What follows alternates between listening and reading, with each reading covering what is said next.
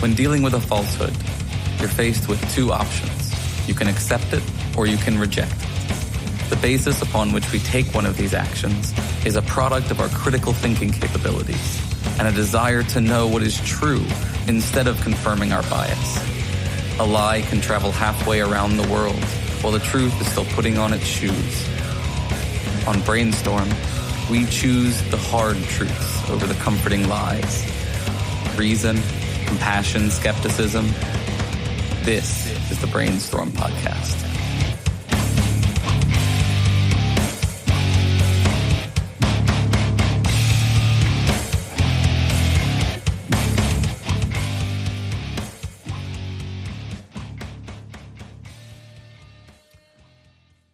Hi and welcome to the Skeptic Studio, the Brainstorm production that focuses on interviews. In this episode, I talked to Josh Richards, host of the JRR Talking podcast, and we touched on a variety of things from his deconversion to his dealing with addiction to what he thinks about mythicism. It was a good chat, and I hope that you enjoy it. If you do, then make sure to share it on Facebook, tweet it out, spread the word in some other way.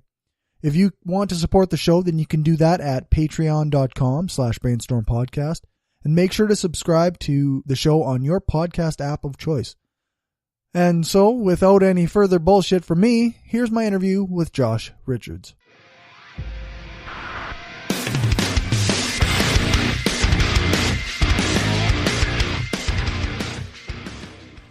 First, I guess, welcome to the Brainstorm Skeptic Studio. My initial contact with you was because my friend Rick or Uber47 from the Secular Barbershop podcast contacted me about a member of our community who had passed away, and he mentioned that you were a close friend of his. Yes, Bruce Horst. Right, yeah. Who had a post that went viral a while back? Yeah, he had a post that went viral about how the issue of Obamacare was what led him to lose his faith, and how that was kind of like the last nail in that coffin. Right. How did you meet this community? How did you lose your faith? Okay, well, that's kind of there's kind of 2 points there. As far as the community, I met Bruce through actually a humanist group that meets on Sundays, Sunday mornings. Definitely not a church, but we congregate. We have talks of various speakers who come through, and that's actually how I met Bruce. I know that Rick and Bruce and you know each other from a different community, but I actually knew Bruce in person. Me and Rick have hung out before several times. We actually went to Bruce's memorial together. But as far as losing my faith, that was a really gradual process that started, I would say, maybe in the late 2000s, but honestly, it really came to a fever pitch in 2013. Okay. For 7 years of my life, I worked as a Christian pastor. I was a youth pastor, an associate pastor, and a programs director for various churches in the Methodist tradition. I was raised hardcore Baptist, like Calvinist Baptist, and in my teenage years, I became interested in philosophy.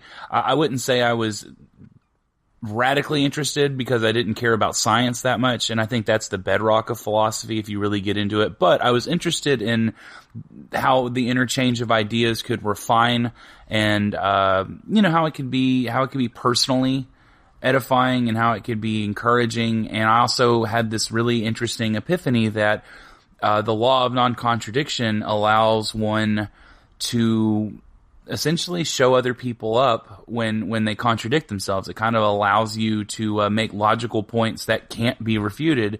And so that pushed me out of my problems with Calvinism. I began to see that if you can show somebody's arguments are inconsistent, you can better defend your position. And so from the ages of 17 until 25, I began working in churches. I got started very young. And I pretty quickly liberalized around 19 to Methodism because I realized the Bible's not literally true, and there are plenty of things in it that are historically inaccurate, inconsistent, and just flat out wrong. And so you kind of do this little Dutch boy routine when you start putting your fingers in the holes, and for a while I could do that. But in 2013, there were three big things probably a lot more. But the three biggest things were, I was incredibly dissatisfied. I thought that, chasing the ministry was something that would make me happy. All the ministers I knew put on this amazing face, and I never was as fulfilled as I was promised to be. I had spent all this time being scared about hell, thinking that this would be this, great adventure, and it never lived up to the hype. And the other two things were, I took a great interest in theology. I'm not going to pretend like I'm a Greek scholar, but if I sit down with my lexicon and my Greek Bible, I can start putting together a pretty decent translation, and there are a lot of vague things in the text. However, perhaps the most jarring for me was this hell issue.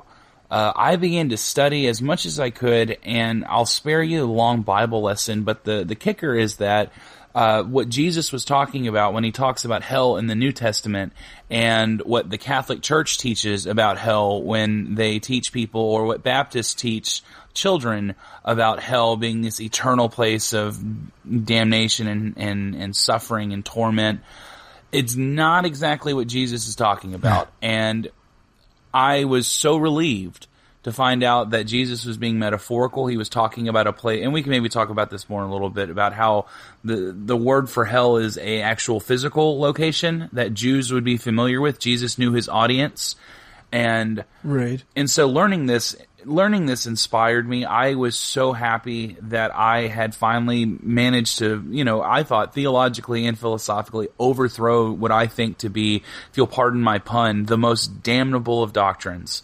And the last thing was, I had begun to study not only philosophy but science for the first time, like seriously getting into science.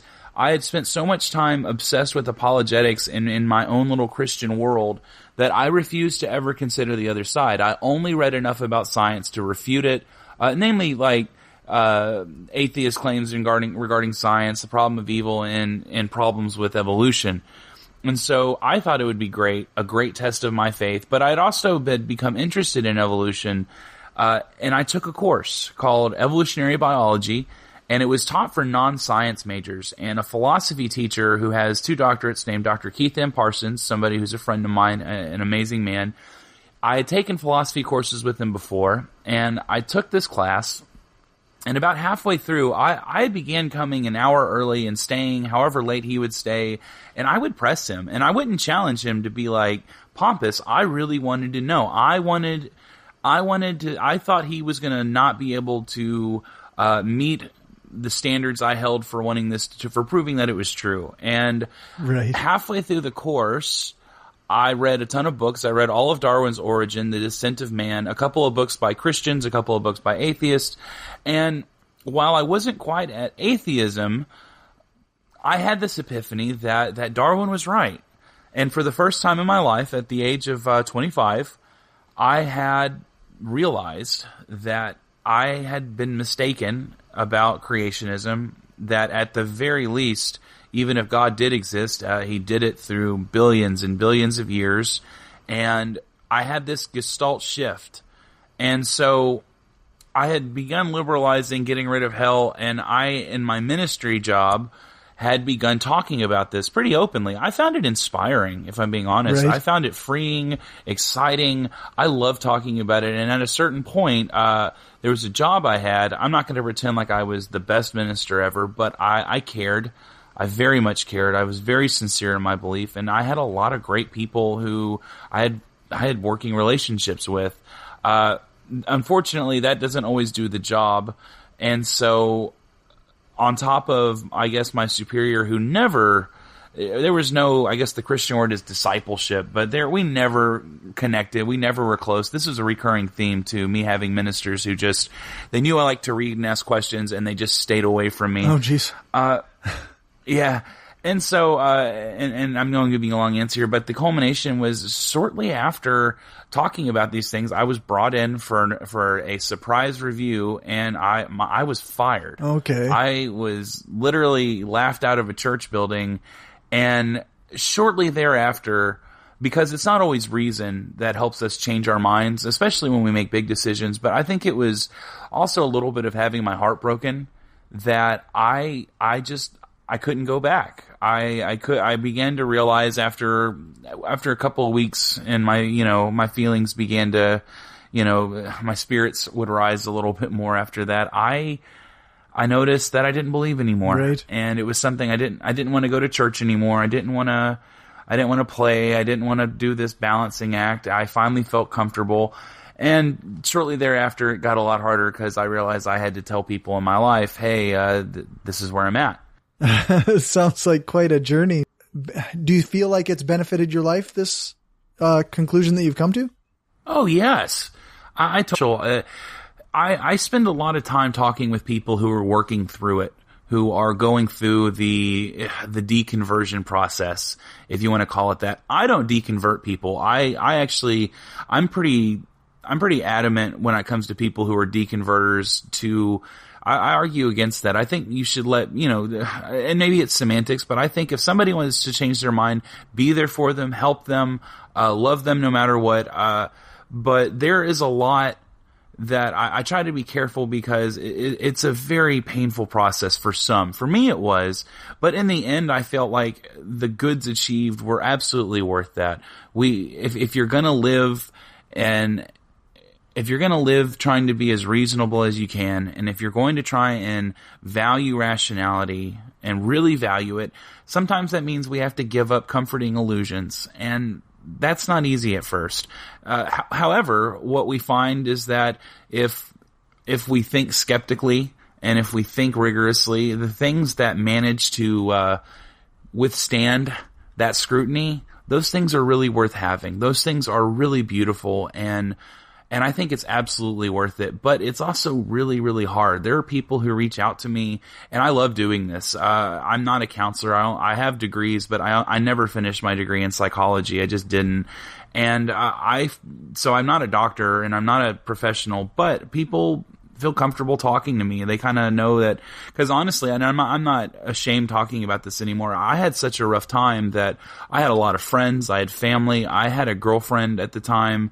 And things were really serious, and I lost a lot of relationships. And on top of a difficult situation, on top of that, I acted very foolishly. I began drinking. I developed a serious drug problem. I had already been prescribed painkillers that I used moderately, if ever.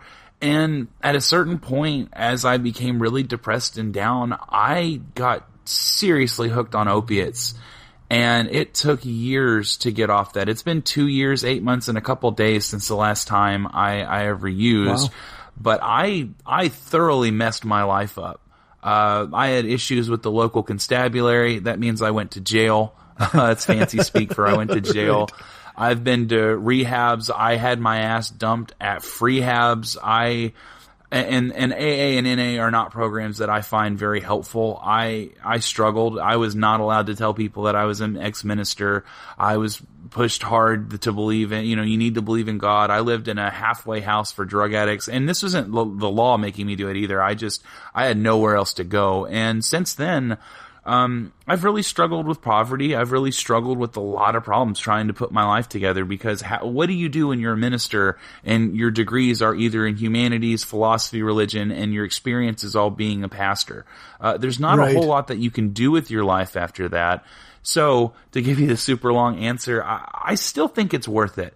And I hope that part of what I can do with my life is to maybe help people, because you can't make somebody not do stupid shit. But I wish there would have been some more resources for people like me. I know there's the Clergy Project. Interestingly enough, none of that worked out between me and them. I don't have any ill will for those people, but I think they could kind of tell that I was somebody who I was on a really, really awful path, and there was really nothing. And so I do hope that as I keep doing this, I try and stay open, and I try and reach out to as many people as will want to reach out to me who are going through that process, because it's hard. So there's a lot to unpack there. So what do you think actually helped you on your road to recovery? Because it was after you lost your faith, right? Yes. So I wonder, what was it that ultimately did kind of push you in the right direction? Well, it's interesting how as time goes on, the narrative changes. You become a little wiser. You see things. I would say that a big thing was I was sick of being miserable. To be addicted to a drug is, especially opiates, is you're sick all of the time. You're miserable all of the time. You're acting in ways you're not proud of. I didn't sell my body or anything, but you just become a person who you don't want to be, and you're very aware of that, but you can't do anything to stop it. I really resent a lot of programs. However, there are, despite having, AA and NA being full of people who want to push the God thing on you, there are a lot of folks in those groups and rooms who are willing to look past that and reach out to you. And while I had a great difficulty, I was able to stick around long enough to get off all of that. And I found as time went on that I was able to kind of face my own issues and deal and cope without getting completely blasted. And somewhere in that process, I just began to slowly rebuild. You meet a lot of terrible people in those places, in jail too. It's not like you're going to make friends in these places meant for people who are having the worst experience of their life. But in time, I had friendships. I had one particular friendship that kind of started, who I've known for a long time before all of this. And there was a couple of friends here and there who had stuck with me, and people who had stayed in my life. And after a long while, I was able to kind of build friendships, and along the way, I met my fiance, who I'm currently engaged to. And I would really say that somewhere in developing healthy relationships, I would say that was a huge factor. Right. There are these awesome studies about mice who, given the option, if you get them addicted to cocaine, but you set it up so that way when they do cocaine they have to be alone, or they can be social around other mice, they typically prefer to be around other mice. We're very social creatures, and once you get over that initial addiction, you stand a real fighting chance if you have people in your life who care about you and who you care about. So I think, right. And also I can't discount the secular community I'm a part of down here. There's a group called Oasis. There are other groups. I go to Oasis. That's where Bruce Hurst would go, and that's how I met him. But I would say Oasis is really important, but also I probably those significant relationships. That's a huge part. So what is Oasis? It's a free thought organization. It's not a church. I don't represent it. I'm just a guy who goes. I'm a hardcore fan. I Right. love it. I hope one day to start one of my own or something like it. And there, it essentially, I joke and call it atheist church, but I usually get scolded. I don't get scolded, but essentially it's a group of people. There are 5 core values. The first of which is people are more important than beliefs. There are 4 more. I can list them out if you want, but the basic idea is that it's a community. You don't have to believe anything or disbelieve anything. It's a place where, all are accepted. All are tolerated, all are loved, and on Sundays we have a tradition. I don't want to say traditional, but it's very similar to community groups, or maybe it's somewhat similar to maybe the Unitarians, but it's very different in that you get there and there is no star of the show. There's no head pastor. There are people who've started it. But at the beginning, there's music. We have various musicians who come through. Most of them are good. And there's a short talk that's 10 minutes. It can be a personal thought. I usually talk, if I ever do these, I talk about philosophy, interesting thoughts. I have one that's actually doing okay on YouTube right now called Jesus Would Have Made a Good Atheist. Nice. And then there's a short break. And people chat. And then there's a main talk, which is essentially a 20-minute TED Talk. The short talk is 10 minutes. The long talk is 20. And usually those are very good. There are people who do research. There are people who are authors. There are sometimes we've had big names come through and they do a presentation. It is essentially an opportunity to put out your own research. It is there. Very rarely does religion come up. We have people who are interested in religion. I gave a talk on hell. I've talked before about issues in religion and philosophy of religion, but a lot, like last week's, we talked about the history of jazz, and the week before that, we did have a religious talk. It was these two atheists who go to Sunday school classes and just engage people. They've been doing this for a long time, just getting to know people and not challenging them, but getting in there and just saying, "Hey, we don't believe. We want to talk to you." And they presented their findings doing that, and it was fascinating. They and so really what it's done is, and so afterwards there's lunch, but people are free to, if you want to do a talk, you just talk to the right person and say, "Hey, I'm interested." You send an email. You can get involved really easily, and unlike the church, there you can, it's completely different, and that's why I guess they stress Right. that, because you're not going to have midweek meetings where you can drink freely. Or, you can be open saying, "Hey, I don't believe this," or say, I struggle with this, or here's where I'm at. Like, we encourage thought and conversation. When we go out to lunch, me and a couple other friends, usually we'll go sit off wherever restaurant we're at, and we will just talk shit out. Usually it gets pretty vulgar and hilarious because that's how I speak. But, it's a really good way to connect to people. I think that, at least in Houston where I'm at, where people are friendly, but it's hard to make friends, especially when you're like me. I'm 30. I talk to strangers. I'll talk to dogs, but it can be hard to find friends and to find people who you can identify with, because humanity, for as good as we are, we're also pretty self-centered. I certainly am, and it's hard to. Right. It's really hard to I find people to connect with. Like, I'm super social. My fiance is a good bit more introverted than me. And so when you're our age, I mean, we're not in high school. You're not just going to go find friends, or, sometimes you work with people who are assholes. Yeah. And you don't want to hang out right. with them. You can't just be friends with them. Yeah. No, for sure. I have that, my job is pretty good. Like, the guys I work with are really good guys, but they're good guys to work with. Like, we don't share any of the same political views or social views in any way, really. So they're good guys to work with. Yeah, I totally get that. So you also have a podcast, right? Yes, I do. It's called JRR Talking. You can find it at jrrtalking.com. And there's a YouTube channel, I think, and there's a Twitter I almost never use. Twitter's a bit of a rough terrain sometimes. Yeah, I don't think I'm cool enough for Twitter. I tried to log in and they said, "We're sorry, you're just not made for this." Yeah. You got to be pretty harsh. Like, everything on there has like that edge to it. Like, you're really trying to be cutting edge or make a major point, or in some cases hurt somebody's feelings. It's a hard place to be.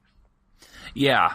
And I can imagine that you as a Canadian understand that it's not always easy being mean to people. Actually, I've never been to Saskatchewan, but in my time in Canada and Calgary, I loved it, and I loved how people are so much friendlier there than they are here in Texas. And but if I'm being honest, I try not to be a mean guy. Like, I guess if you were to ask the right person, they might call me an asshole, but I don't get off on hurting anyone's feelings. I am not that kind of atheist. I take issue with people like Richard Dawkins and some of these horsemen guys. Like, I love Hitchens. His writing was amazing. Daniel Dennett, I actually was a part of his, one of his studies into clergy who don't believe. I wasn't a non-believer, but I was liberal enough that they still wanted to have me interviewed. And he was fantastic. However, Hitchens in his worst moods, Harris in his worst moods, and almost everything Dawkins does is so offensive and mean. I don't see the point in calling Christians stupid. I don't think they are stupid. I think they believe, in a metaphysical, I think their metaphysics are wrong. But right. I think that for almost every other field of study, these are perfectly reasonable people, who just turn a blind eye to the problems and inconsistencies in the Bible. I'm putting up a podcast I had with a friend of mine who's a youth pastor now, And I think he's a great guy. I think what he's doing for the youth that he serves is awesome. He's serving a need that they have, and they would be worse off to not have him in that capacity. But I think he's wrong. And I think when I press him, he says, yeah, sure, there are inconsistencies in the Bible, but the general message is important. And I'm all about the general message of radical acceptance, of loving your neighbor. In fact, I like to joke sometimes that, I Christed my way all the way to atheism. I really want to love my neighbor. I do believe I am my brother's keeper sometimes. I want to be like that. I want to be connected to people. I want to feel love. I want to be loved, and I want to love. And I'd love to see the world be a place that's really beneficial to live in. I'd love to see that. I want to see community. Sounds like we want the same thing. You mentioned earlier that sometimes people don't come to atheism through reason or even skepticism through reason. And I've been considering that more and more. Like, I think people almost never are convinced by reason. It almost always has to have some emotional angle to it that impacts them personally. Oh, yes. I would probably still be kicking around liberal churches if it weren't for getting fired. I don't know if that's necessarily true, but I know that I would have stayed around a lot longer. But you make an excellent point.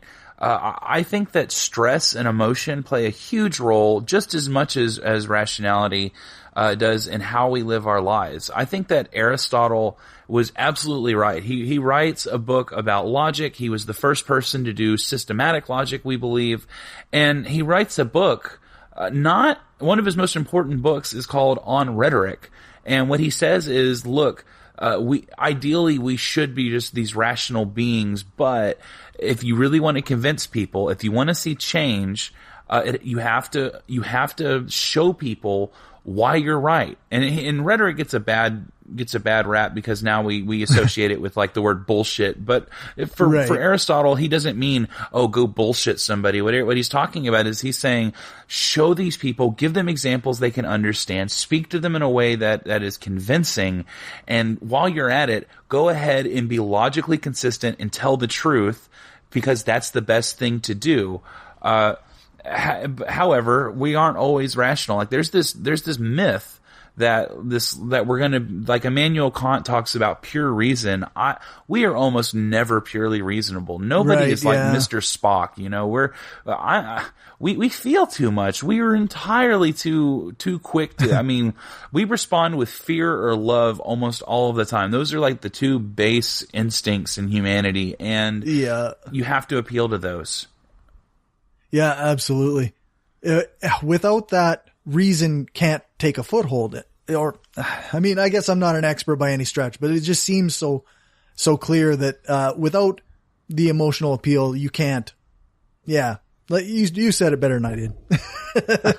Well, thank you. This is a point that I'm constantly making again and again. But and you don't have to be, like you said, you don't have to be super smart to get this. I just think it's human nature. We call ourselves Homo sapiens, the wise man. We could just as easily call ourselves Homo religioso. And I don't just mean that because of like religion, but we seek patterns. Have you ever noticed that we see faces in the clouds and faces in wood grains and faces everywhere? Yeah. We see patterns. And we see things where there aren't things. We are just a little bit crazy. And it's a myth that we're purely rational. Even very rarely do you find somebody who makes decisions. And I think in our best moments, we can say, hey, this is the rational thing to do. But if I think of any major life decision I've made, it's always been something emotional, and that's not always a bad thing. When thinking about my fiance, I recently, I think I mentioned her 3 times now, so sorry, I'm crazy about her. She's actually sitting downstairs, probably hearing me talk about her up here. But she, when I think about the decision to want to get married, it wasn't just rational. I have excellent rational reasons for wanting to marry her. She's lovely. She treats me very well, and she makes me very happy. But at the same time, there are deeply emotional reasons too. That's the most important thing. I feel a connection to her. I feel that the experience we've had over the past 3 years has been one of the best, one of the most significant relationships I've ever had. And that in itself is kind of its own rational reason. I think that and you'd have to have the two, because if it was just saying, oh, it looks good on paper, that's not quite enough. I mean, she loves these Jane Austen movies, which I've had to sit through, and I would never admit to her that I kind of liked them sometimes. But you need sense and sensibility. I mean, and that's probably a really stupid way to reference that, but the point rings true. We need both. Yeah, no, I totally agree. So I guess kind of to veer off, what is your show about, your podcast about? So in my podcast, I bring people on to tell stories and to talk to me. I have various people come on. Sometimes it's good, sometimes it's not so good, but it's probably the lesser of my projects, but I still love doing it. I like to have people on, and I just want to hear about the world as they see it. Like, I had a youth pastor on and I grilled him a little bit, but honestly, it was good natured. And most of it was him telling me about his decision to want to go into the ministry, why he stays, why he's so passionate about it. I like hearing how other people see the world. I've had atheist authors who are hardcore angry telling me about how much they hate the Bible. I have a gay pastor who works at a gay church in Virginia, talking. Neat. Yeah, Ray Cobb is the first episode. I've had the activist in Houston, Ray Hill, who he has not only fought for gay rights, but he has also fought for your right in America to call a cop a motherfucker. Seriously, Ray Hill versus I think it's the United States. They went to the Supreme Court. He's very proud of that. And I've had other people on, and it's really about having these conversations about life, because I think that's one of the things that I miss most about my time in the church. In fact, if I can, I know nobody listening to this is probably in Houston. I hope they are. But I'm doing a midweek Bible study for Oasis, and it's just for Lent. It's through the book of Mark and John. But the main reason I'm doing it isn't just to hear my own voice or to, show people, oh, Josh knows the Bible and he can read a little bit of Greek. It's really because I love that connection. And I just feel like, if you want to see something in the world, try it, do it.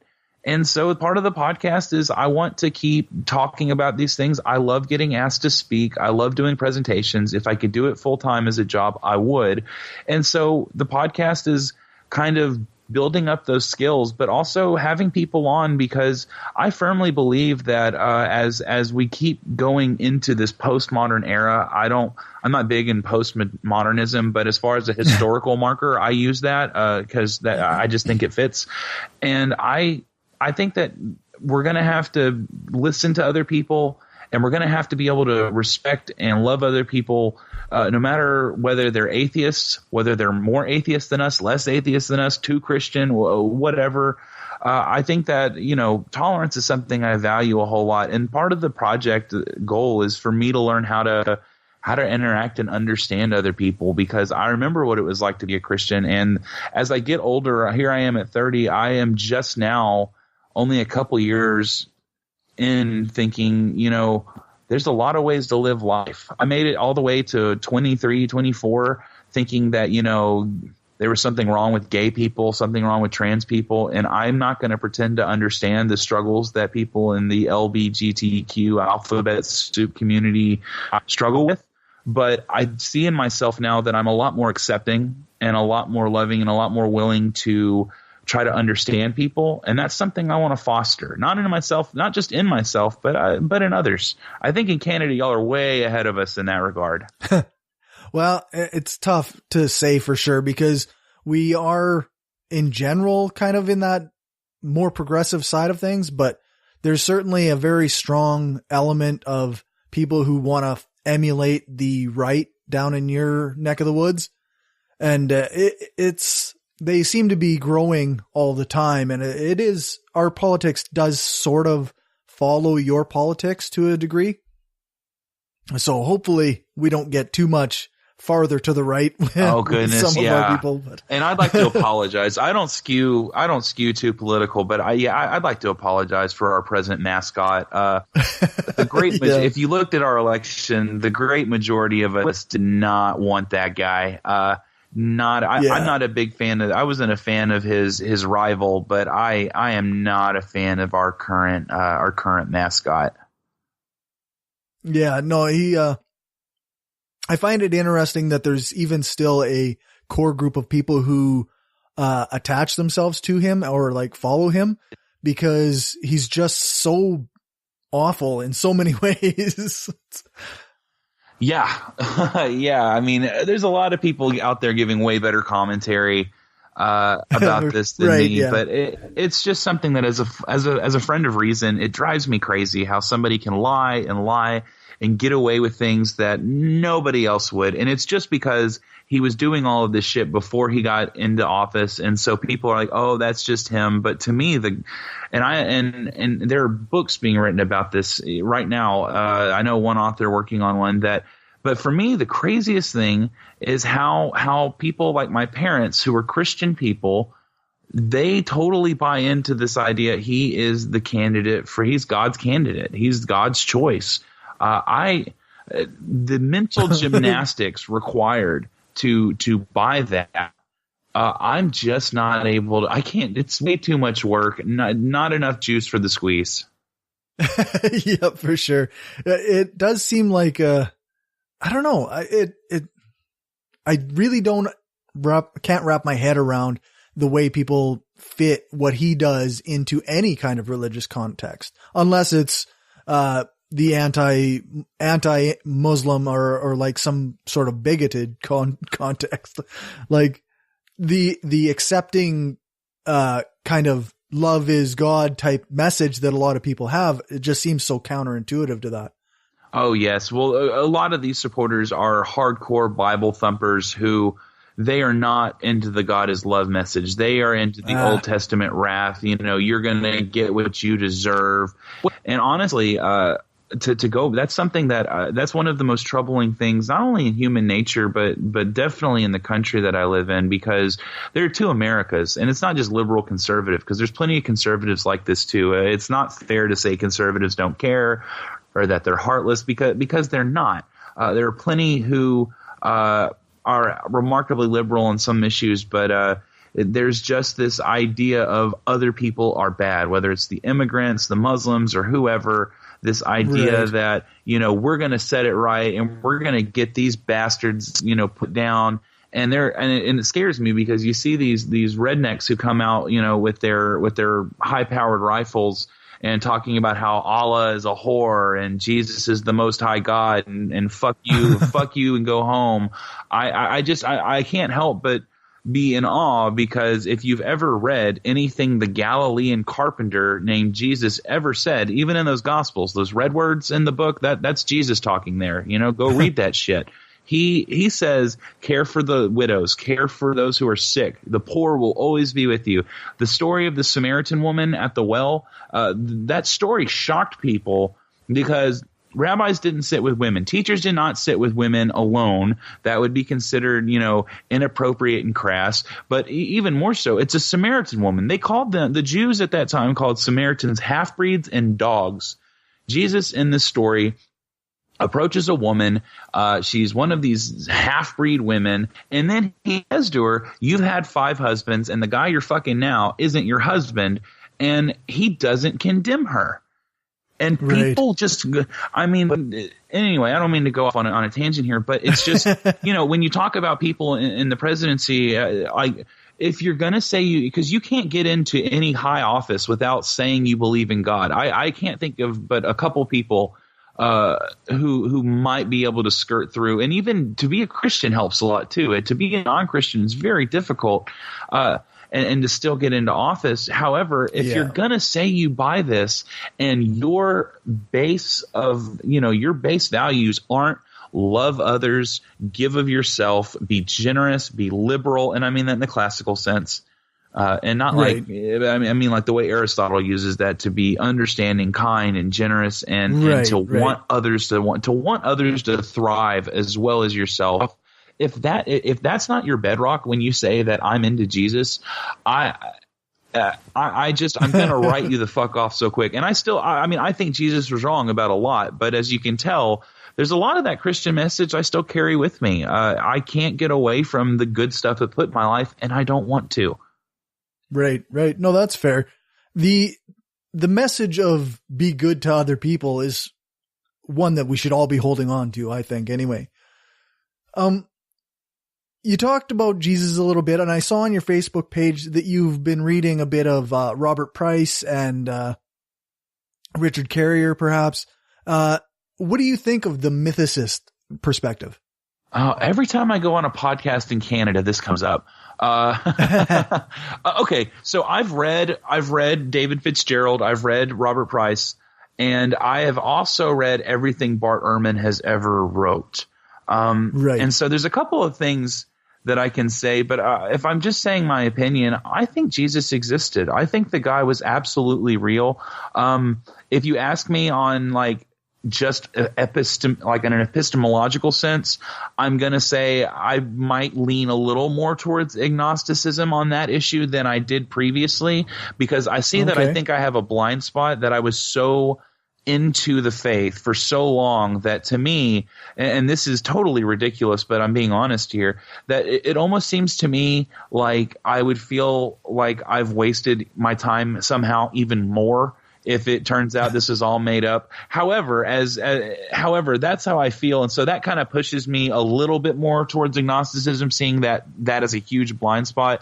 But I agree with Bart Ehrman that, Socrates never wrote anything down. Apollonius of Tyana never wrote anything down. We're left with just little things that their students wrote. Pontius Pilate, we only have a couple of coins and a couple little snippets here and there that demonstrate his existence as a historical figure. So at the very least, I would say I'm probably 70% sure that Jesus was a person or a amalgam of different apocalyptic teachers. I don't think it's the most important thing. William Lane Craig, this Christian apologist, will say, Calvinism is a matter of discussion between brethren. If I were a condescending asshole, I might say something similar to that. But I think it's not something I think atheists should argue about unless they're, at the bar having a good time. Because I don't think it matters. I don't think it matters that much. After 2 or 3 drinks, it doesn't matter so much. But I think Jesus definitely existed. I think there's good reason to think that. I think that if you don't, that's fine. But yeah, sure. I definitely think the guy was there. I think that there's enough to kind of show he was there. We don't really, obviously, then here's the problem that the mythicists always come back with, and I'd love to hear your thoughts on this. Obviously, these stories are legend. These things contradict each other.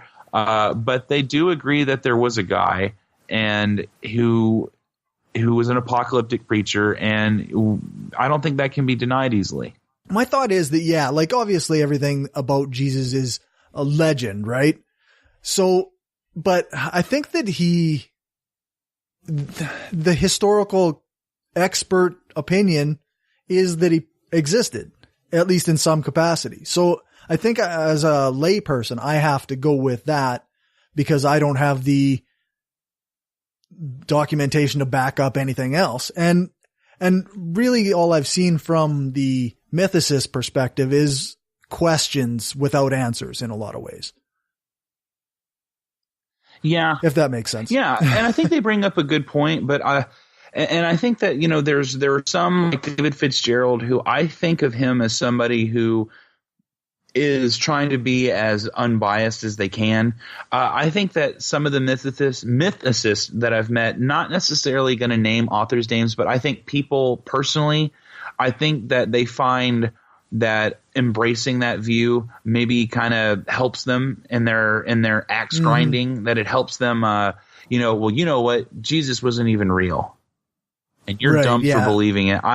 And to me, that immediately flies in the face of my being against just being cruel to people and calling them stupid. You're not going to change minds. You're not going to enlighten anybody treating them like a dick. Yeah, for sure. It's it's counterproductive in a sense. I don't know. The mythicist thing is it's an interesting intellectual discussion quite often. But yeah, I don't know that it has any real importance in the way the message might come across. I don't believe in God. So whether Jesus was real or not, I don't believe in any miracles or any magic. So it seems almost a moot point in many ways. Yeah. What have you been doing within the atheist community lately? Or what do you think of the atheist community lately? Well, as far as what I think of, I really only have a good grasp as what's going on here in Texas. There are different groups. I'm very inspired to see that groups like Oasis and Churches of Free Thought are hanging around, and that there are, within the age of meetup.com, that there are groups who are coming together and organizing, because I think that's encouraging, and it's something that a lot of atheists are like, I am not about to go join another group because I don't feel like giving my time and money up. And that's fine. You're welcome to do that. But I think it's really encouraging to see people standing up and coming together under that banner, because in the past 30 years, I think it's become a lot easier to come out as an atheist. It's interesting because in the church, they would have you think we live in a world where everybody's atheist and nobody cares about God, whereas it's Right. very different. Most people believe in God. We are a minority opinion. And so Yeah. I think it's good to see that tide is changing. I don't think religion's going to disappear, but I think it's important that people see that there are atheists who are moral realists, people who believe in right and wrong.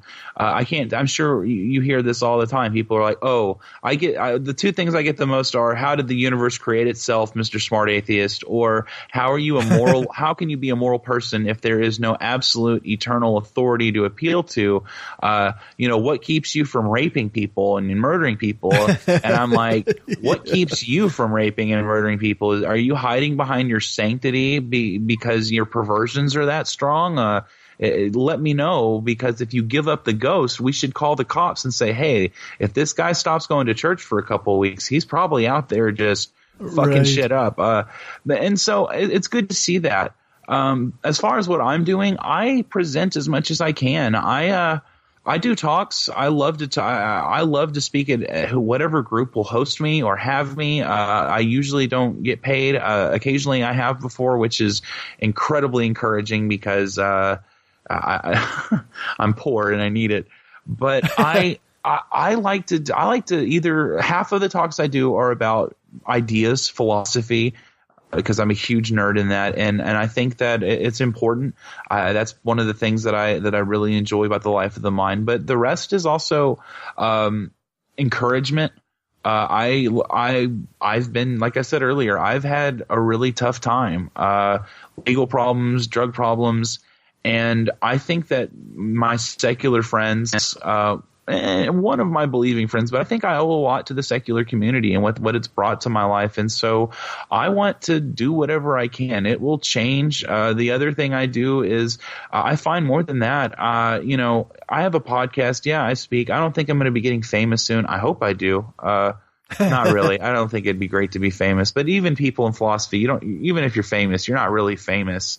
Yeah, that's not a real fame and fortune type famous, right? Yeah, it'd be nice to pay my bills though. That's kind of my dream, Yeah. and I am actively working towards that. We'll see how that goes. But I'd say the other thing, like I said earlier, is just being open with other people, without having to try, without having to write or speak. Just if I do that because I enjoy doing it, and I have trouble shutting up. But on the other hand, there are people who I am so. I'm trying to think of what's the atheist word for blessed. I'm so fortunate that there are people who, and this doesn't happen all the time. I'm not going to pretend like I'm not famous, but there are people who will occasionally, through my site, through my Facebook, people who show up at Oasis, they'll seek me out and reach out to me and say, hey, I just discovered, or I don't believe anymore, or I stopped believing months ago and no one in my family knows, my wife doesn't know, or people who come to me, and there are people who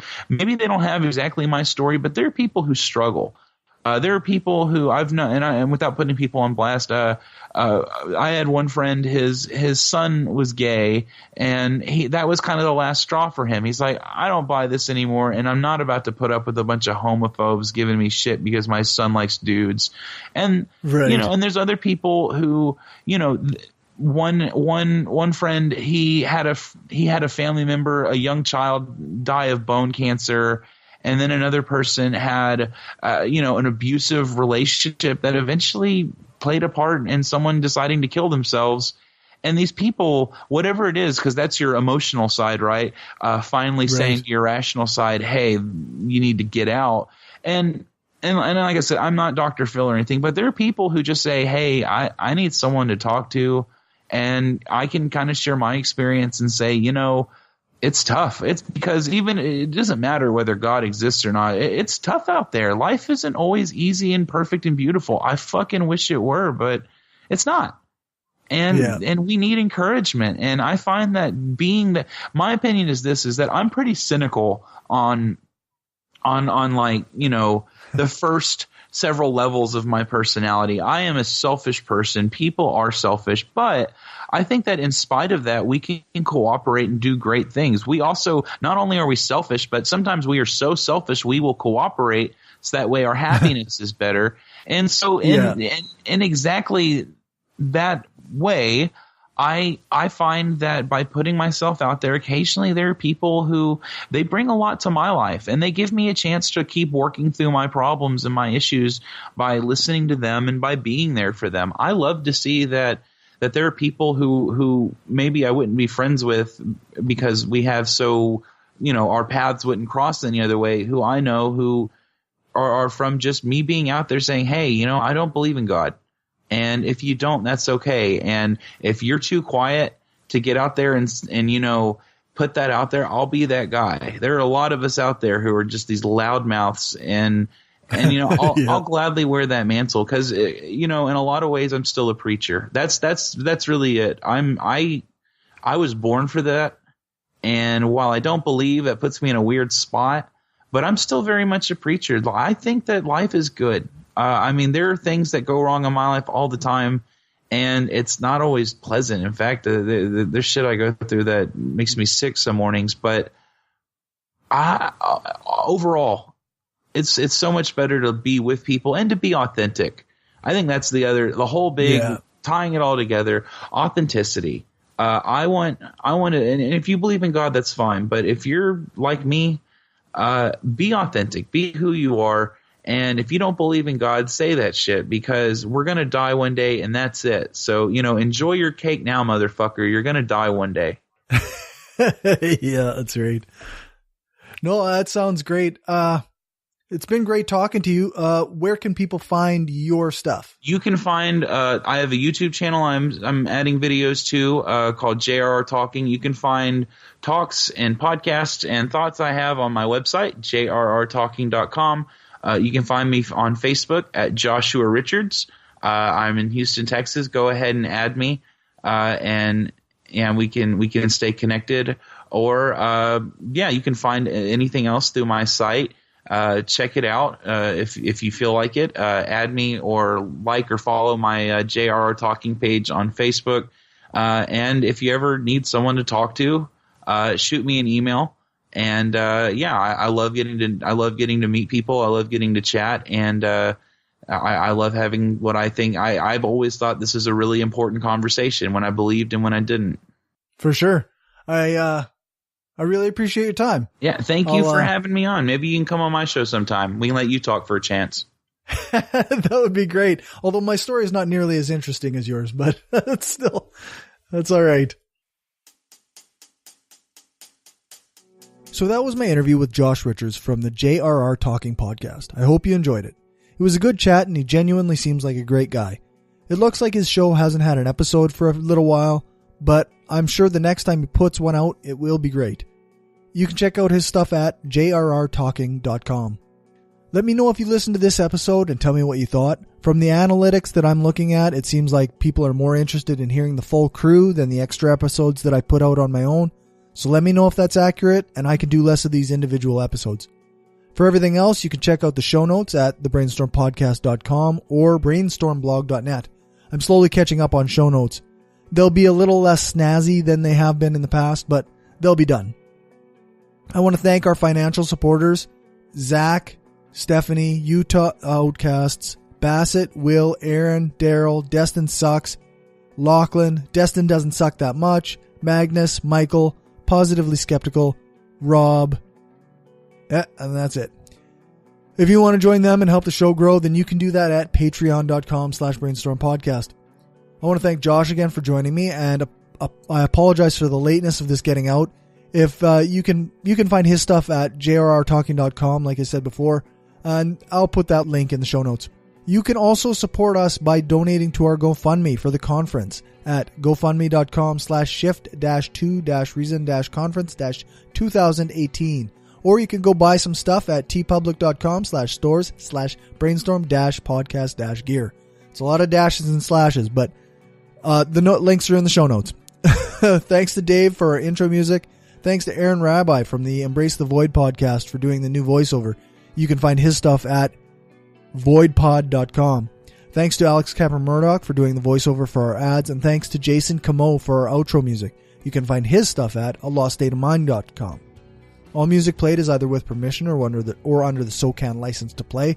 For more information on SOCAN, you can check out the music license info page on our website, brainstormblog.net. Remember to give us a rating, a thumbs up, or a fave on your podcatcher of choice. Join our Facebook group, like our page, follow us on Twitter, share the show, and spread the word.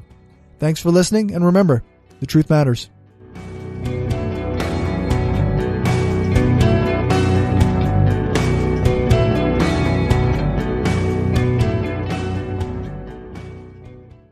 This is an opinion-based podcast. Each person on the podcast is responsible for their own opinions, and those opinions don't necessarily reflect the views of the rest of the panel. Any guests or anyone associated with the people on the podcast, such as spouses, partners, children, other family members, friends, or employers. No one person speaks for the podcast with the possible exception of Cory, and he doesn't speak for anyone else on the show. The Brainstorm podcast does not represent the views of our sponsors.